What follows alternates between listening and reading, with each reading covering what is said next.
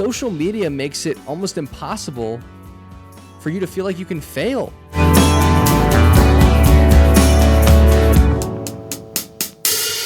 Welcome back to the Social Media Sobriety Podcast. I'm your host, Tyler Brundo, and today we are back here in beautiful Lawrence, Kansas, in the studio where it all started, and I'm really excited to bring you this episode. This one is very near and dear to me because it deals with some things that I went through, and it deals with coaching and youth sports because that's the other part of my life that you guys don't see. I'm also all decked out in Angels gear, ready for opening day. That's going to happen so very soon. Very excited. And without further ado, let's get into it. So I want to start this episode off with a little bit about my playing career. And look, I was a baseball player. I was okay, like all told, looking back. It wasn't bad, wasn't great. I played college ball for a couple of years, but what plagued me from going further, and again, this is not going to be me talking about how I should have made the league. Like I was probably a D2 product at best, but what really delayed me from going any further was my anxiety on the field and the yips. The yips.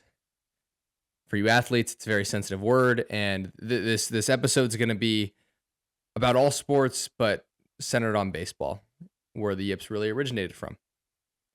So if you don't know what the yips are, imagine you're cutting a piece of chicken, and one time you slice your finger, okay? And then the next time you go to slice chicken, you get really nervous about doing it again, and you cut your hand again. And this process keeps on going and going the rest of your life or 5 years or whatever the case is, how long it takes. That's essentially what the yips are, is doing something that you know you can do, but you always have doubts in your mind and you can't do them. So mine started, I was playing 13U ball. I was a very good pitcher and more importantly, a very accurate pitcher. I was a guy that didn't walk a lot of people, but I was in the outfield and there was a ball hit that was shallow and I went to go throw a ball back to the pitcher from the outfield. Like play was pretty much dead and I overthrew the guy. And from that moment on, I had a tough time throwing the ball to bases. And it's something that every ball player knows it's easy. Heck, I've done it in practice. I can hit a target, but the minute the game was on, I had issues due to anxiety, due to external pressure. And I still see effects of it to this day. This happened over 10 years ago at this point, maybe, like 9-10 years ago. And I was nervous to do something that I've done since I was 5 years old. And that came from anxiety and doubt. And there's a positive to the story. After I finished in high school, I didn't pitch much because of anxiety. Not only could I not throw to bases, but on the mound, I was just so worried about trying to be so fine and so perfect, and then I couldn't even throw a strike. But as I played club ball here at Kansas, when the stakes weren't as high, when it was just kind of a bunch of people in the backyard playing ball, and it was more competitive than that, but it didn't feel that different. Or it felt very different, even though the skill level wasn't that different from high school. I thrived because that external pressure was gone. For some reason, without coaches and without that feeling of like super condensed schedules and practice 5 days a week, I played the best baseball in my life. So with that being said, this episode is going to take a deep dive into anxiety in sports and how social media could even play a role in it. So to start off, for parents, okay? I believe, and this is from my own experiences, my parents were great at this, by the way, but my own experiences playing and now coaching is some of the pressure I see parents put on their kids in sports. And in my coaching experience, this starts as early as 8 years old. As a coach, when I am working with 8-year-olds, I am thinking I'm a babysitter more than anything. And yes, I will teach you fundamentals, but I'm not there to win a championship ring made of plastic. I am there to help develop kids in their baseball game, help develop them as young men, and make them better people. And that should be the goal of any coach, even in the major leagues, is to, in some form or facet, make people better people. Okay. But at 8 years old, kids are getting filmed by their parents. They're getting yelled at by their parents, and all about performing in a game. And if you're a parent listening, or even a player that you might be able to relate to this, that does not work, right? All you're doing is adding more pressure and more anxiety to kids that are going to feel that pressure and anxiety when playing the game. And I will tell you, that will only get worse the higher up you go, because when you feel like the moment's heightened, some people, they have that dog mentality, for lack of a better word, and they play up to the moment. But other people think about not necessarily disappointing themselves, but disappointing the people around them. So with parents there, sometimes it just makes things worse. And we know this for parents, right? Sometimes you tell your kid to do something and the message doesn't get through to them. But then a coach or a teacher or someone else says it and it gets through to them. As a parent, you're not going to improve anyone on your team if you're yelling at them from the sidelines. All it's going to do is make them overthink more. And tying this back to the yips is overthinking. It is just not being able to do something that you know how to do. And adding that extra noise as a parent is very, very hard.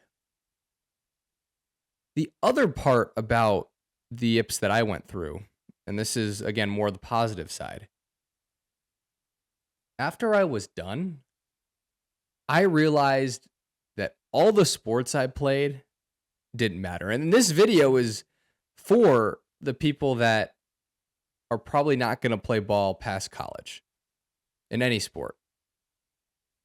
And if you do go past that grade, I would love to have another episode with a collegiate athlete trying to go pro. But for the vast majority of us, yes, we're probably not good enough to play past college ball. And now that I'm done playing, there's two things I think of. Number one is how much I miss it. Like, I would do anything to be on the field again. Like, I'm a coach. I called some KU baseball games, but nothing gave me the thrill as if I was playing. And that goes into my second point of why did it matter if I failed at a baseball game when I was 16? It doesn't matter. It doesn't matter in the grand scheme of the season. It doesn't matter in the grand scheme of life. But because of those extra thoughts I had of trying not to mess up, I messed up. And then having to go on and live with it. I had days where I would like kick stuff in my room because I was upset about how I played, and I wouldn't talk to my parents because of how nervous I was and how big of a deal I made high school sports when none of it mattered. Now I'm 22 and I'm coaching. Like, the reason why I love coaching and why I love this podcast is to help people. And anxiety in sports, especially among youth, sucks. But we as adults need to take the burden off of our children, off of our players, and all of that. So one thing I learned in Kansas versus California, where I grew up, is the difference in the sports and playing multiple sports. So where I'm from, I think we had one kid on my baseball team on high school out of like 50. One kid that played multiple sports in high school. Before that, it was all whatever. But in high school, we pretty much only had one sports. And the kid that actually did play multiple sports went to baseball after one semester. because in baseball, or sorry, in California, it becomes so specialized to where once you turn 14, you make a decision and you go all in on that sport. And on one hand, yes, California produces better players. I think the weather also has something to do with that, but it helps to form better players at high school. I mean, there's so many kids now that I'm coaching at a small town in Kansas. There's so many skills or knowledge gaps of these kids that nobody in California had because they were playing baseball so much. However, when you play multiple sports, you improve your all-around athleticism and you also learn to kind of love the game you're playing. So in California, right, I would go to baseball and then I'd probably have private lessons that I'd go throw by myself. And that happened almost 365 days out of the year. But in Kansas, some of these kids are on the basketball team as well as the wrestling team and the baseball team. And they're only playing baseball 3 months out of the year. And I find that pressure isn't as big for kids who are really only playing baseball for such a short amount of time. And I'm sure that translates to all of their sports for the fact that you can go out and have fun. And really, that's what sports are all about. I think sports in youth especially create three things. Number one is that community and just growing up with friends. Most of my friends are in baseball or they're in organizations I've been through in college. Finding that community, I think, is great. Number two, it allows you to build better people. I mean, you and your team have a common goal of doing as best as you can in a season. And that creates better people that want to be team players, some people that step up to be a leader, and some people that just become people you want to hire. I think anyone that played youth sports and even got up to high school and college have such a structured life with their sport. And they also love to take charge and take the lead, and it could really go somewhere. Now, the NIL discussion, we'll get there with a guest, but for that, I think it's very important. And number three is just to have fun. Sports should be fun, and they're not, because we are putting so much pressure on kids to play the game and do well when they're 10, 11 years old. That shit should not matter at all. I have probably 5 rings in my trophy case that were about $3 to make, and I either won them by playing or I was coaching, and that doesn't matter. You know what matters is the friends I made along the way and the experiences I had, not the material stuff. Now, going back to the whole Kansas versus California standpoint, I think when you have that specialized sport, that burnout comes in. So not only are you anxious, but then you get tired of it because it feels like a job at that point. Sports should not feel like a job until you get to college, really. But it does, because we put such a pressure on it. We have this desire, this need to win. And really, the emphasis of youth sports should not be winning. It should be development in the sport and without the sport. We should be focusing on making kids better prepared for the next level. And to me, my role as a high school coach is to not necessarily win every game, especially when if I'm not coaching at the varsity level, more of like the developmental teams. It should be to help kids improve to then get to college if they want to play, or improve who they are as people so then they can be better prepared to go to college or start their job, start their life. So yeah, that's kind of the main takeaway from this whole rant is sports should not matter. Why do we make it matter? Now, going back to the whole parent standpoint, what should a parent's role be in youth sports? Honestly, they have 2 roles: to make sure your kid gets there on time and to be encouraging. Unless you are playing in a league of your own where you are just so much, where your kid is so much better than the people around them, they will have bad games. They will miss 2 shots at the free throw line. They will throw an interception. They will strike out. But your role as a parent should not be to harp on that. Because the minute you do, you're putting that extra pressure on the kid to give them anxiety. And not only is it going to affect their performance in game, but the anxiety is going to build up in them and their whole life will change where everything feels too heavy. It puts so much pressure and it's awful. It's awful. So as parents, we need to help our kids by telling them it's going to be okay, by telling them that you love them. Because again, that matters so much more than the sport itself. And going off of that point,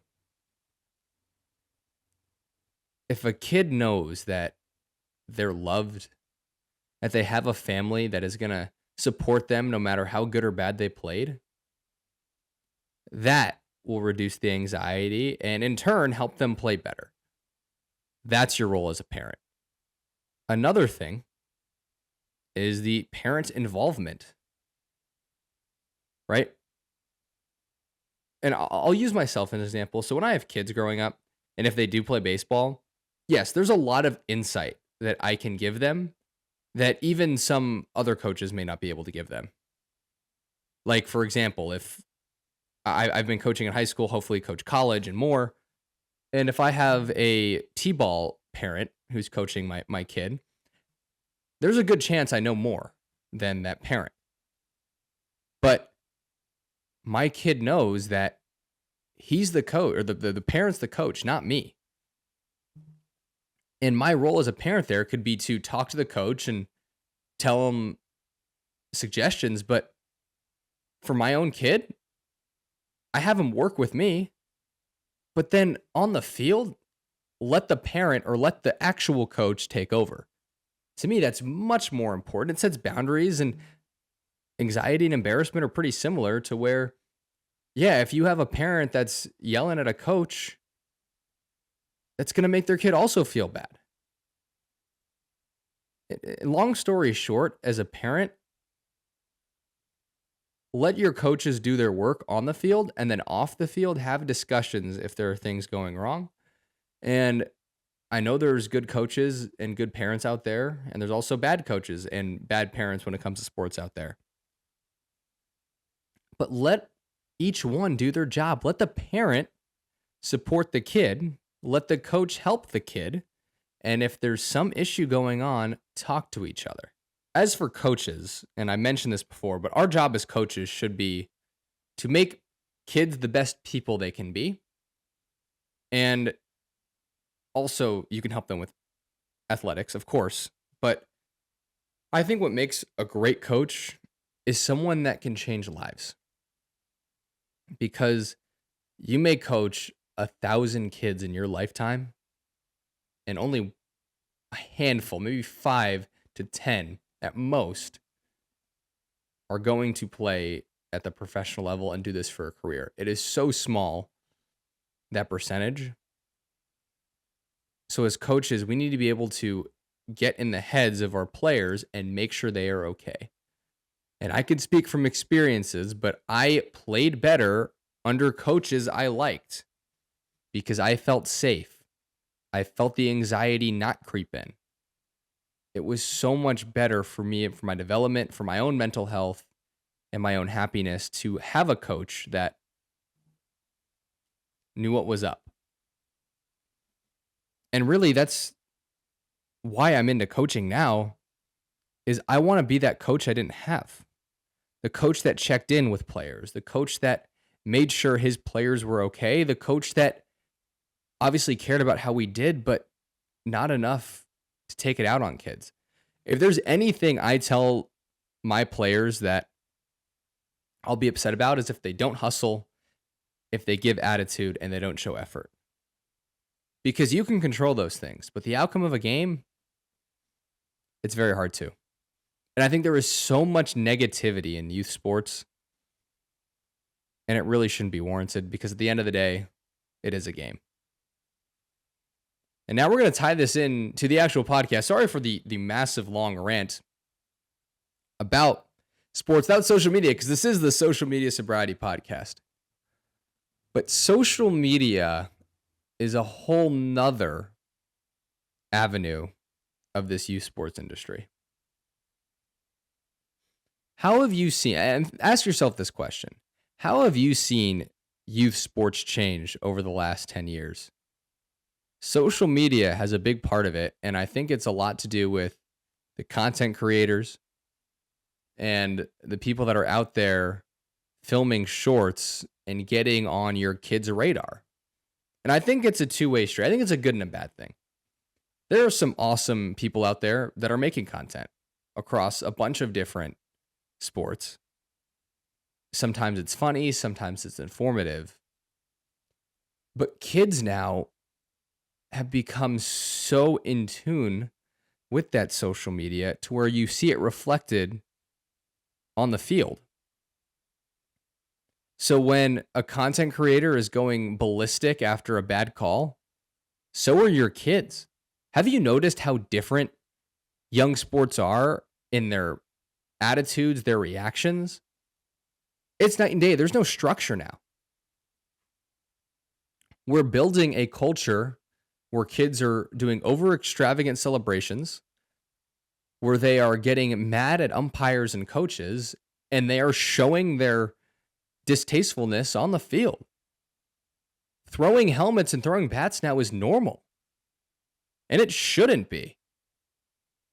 It should be something where you have a bad at bat, you flush it, and you go back out there.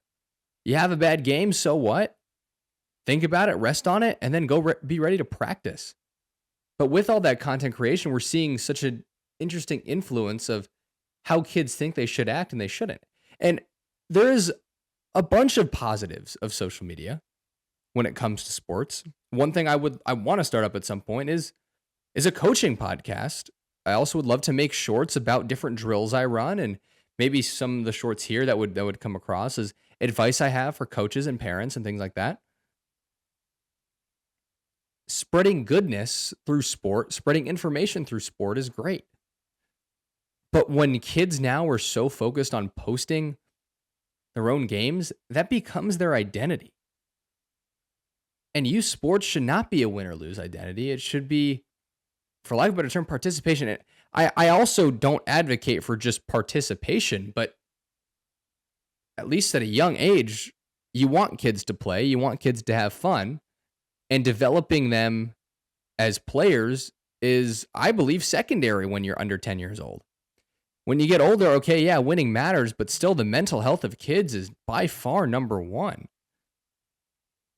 And I really do think social media kind of takes away from some of that because kids are so focused on posting their own content about how they did in a game and the videos they get, and then the parents taking videos and posting their kids. That's the other part too. Imagine the pressure when a parent is posting their kids and the kid knows that. The kid knows they're getting filmed when they're up at bat or when they're shooting a free throw. It's scary. And then to also know, and this is where I will have a bigger discussion with a more experienced athlete than someone who was a washed up junior college baseball player. But then seeing the media on social media of the ridicule of playing bad. And although it's not as wide scale on youth sports, I am sure there are fights on Snapchat because a kid didn't do well and it got put on blast somewhere. And that sucks. That really sucks. Social media makes it almost impossible for you to feel like you can fail in sports. And again, we addressed this in our last episode, but posting the highlights isn't realistic. If you were to take my tapes in junior college where I had an ERA over 6, I can show you the 5 strikeouts I had. I can show you the 3 hits I had because that's all I had. You can look me up on Max Preps if you want, or on Perfect Game, whatever the sites are now. You can look me up on there. I was not very good, but I can frame it to where it looks like I was pretty good.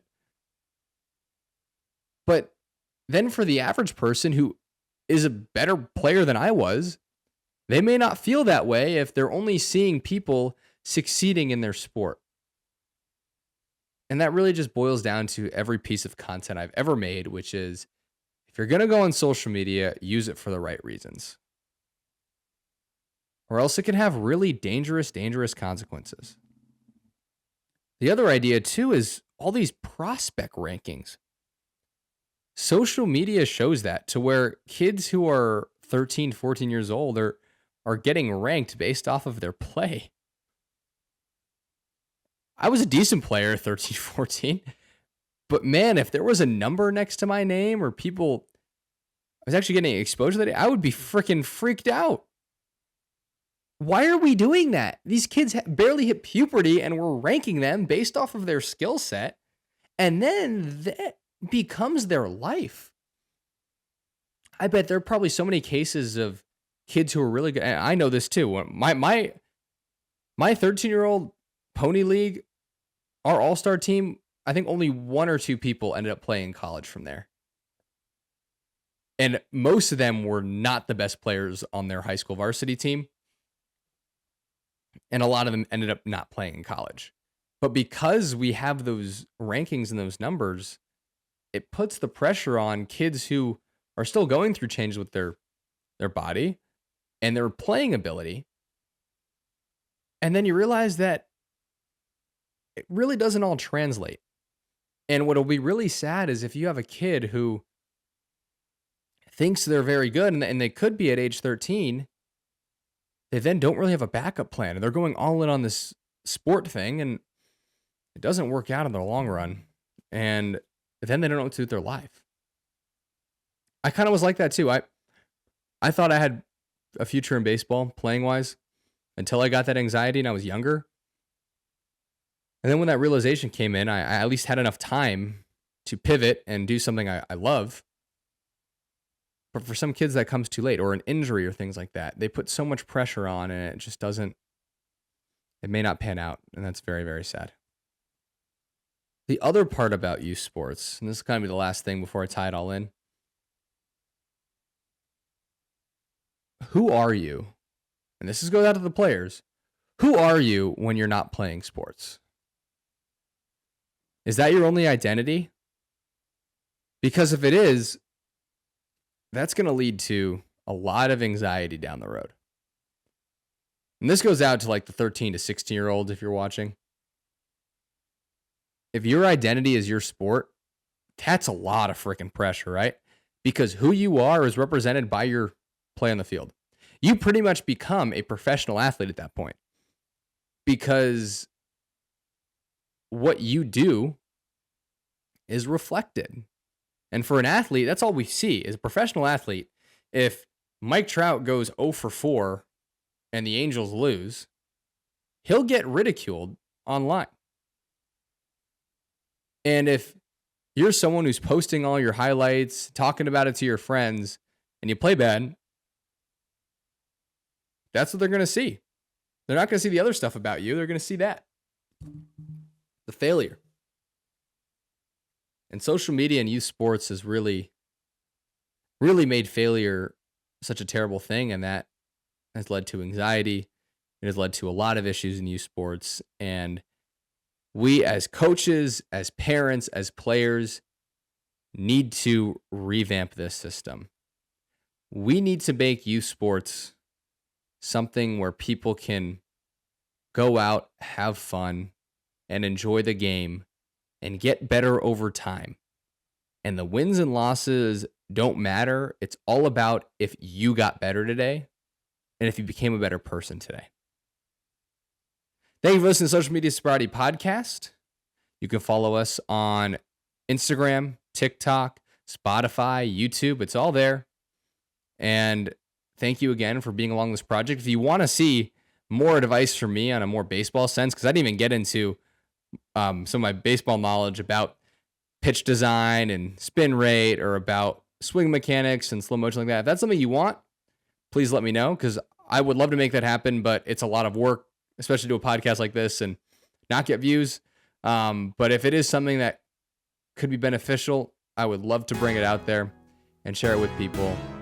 And that's really all I got. Tune in next week for more social media sobriety.